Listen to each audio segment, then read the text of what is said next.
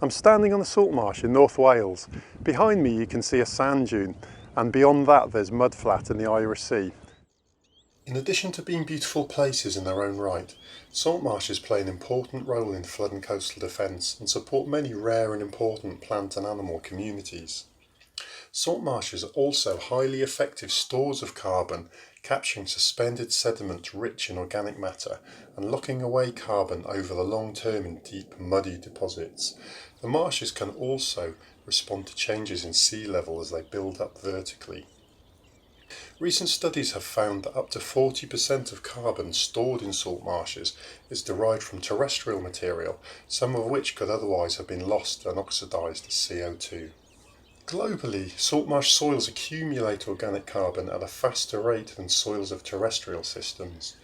Although in some cases it can be much higher, average carbon burial rates for terrestrial forest systems range between 4 to 5 grams per metre square per year. In contrast, globally, saltmarsh soils can store organic carbon at a rate of 218 grams per metre square per year. In addition to the high carbon accumulation rates found in existing natural marshes, even greater long-term carbon storage can be achieved relatively easily by creating new marshes.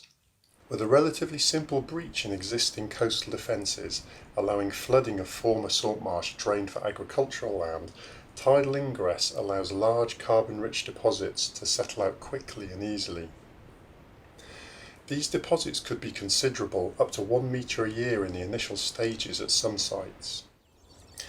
In just one saltmarsh restoration site in the UK, estimates suggest an incredible 30,000 tonnes of carbon were sequestered in its first 5 years.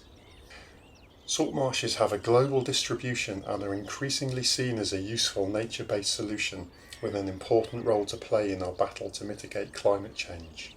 Not forgetting they are also delivering significant cultural, economic and biodiversity benefits.